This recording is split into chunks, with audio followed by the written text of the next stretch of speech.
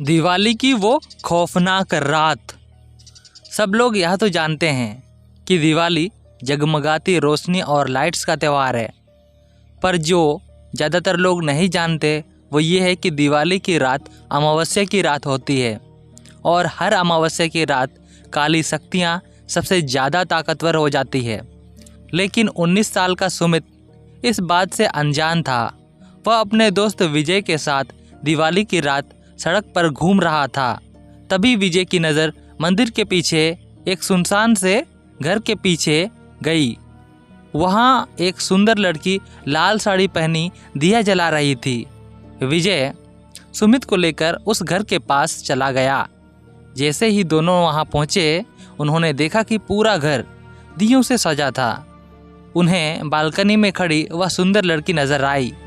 उसने फिर वही मंद मुस्कान लुभाने वाली देकर उन दोनों को अंदर बुलाने का इशारा किया। घर अंदर से भी उतनी ही खूबसूरती से सजा हुआ था जितना बाहर से। मेज पर खाने के लिए अलग अलग चीज़ें रखी हुई थी। सुमित मेज से एक लड्डू उठाकर खाने लगा, पर उसके हाथ से गलती से वह नीचे गिर गया। जैसे ही सुमित लड्डू उठाने के लिए नीचे झुका, उसने देखा कि मेज के नीचे एक भयानक काली परछाई थी जो सुमित को देखते ही कहीं गायब हो गई। सुमित जैसे ही विजय को यह बताने ऊपर उठा, उसने देखा कि विजय सीढ़ियों के ऊपर खींचा चला जा रहा था। सुमित बेहद घबराने लगा था। फिर अचानक घर में पायल की आवाज़ आने लगी, जैसे कि कोई लड़की एक कमरे से दूसरे कमरे में जा रही हो। सुमित उस आवाज़ के पीछे पीछे सीढ़ियों के ऊपर चला गया, लेकिन ऊपर जाते ही उसे कमरे के अंदर पंखे से लटकी हुई एक लाश दिखी। सुमित उस लाश का चेहरा देखकर बुरी तरह कांपने लगा, क्योंकि वो किसी और का नहीं बल्कि विजय की लाश थी। सुमित डरते डरते पीछे मुड़ा तो उसे ठीक सामने वही सुंदर लड़की खड़ी थी और उसे देखकर मुस्कुरा रही थी।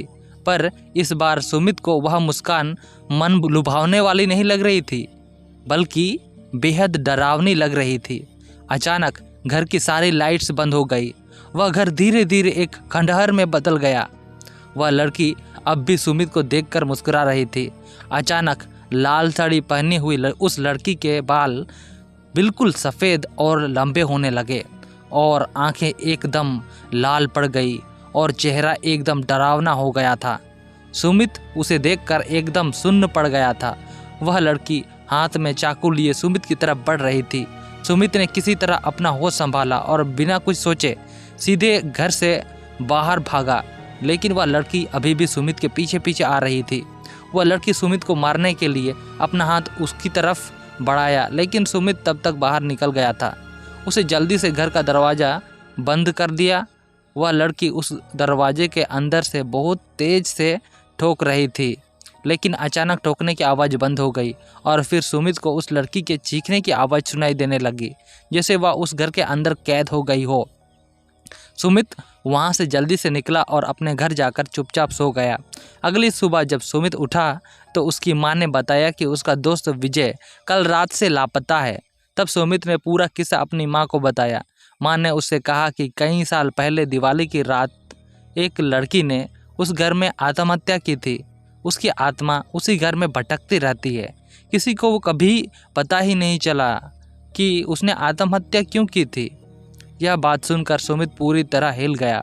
वह यह यकीन करना चाहता था जो भी उसके साथ हुआ वह एक बुरा सपना था।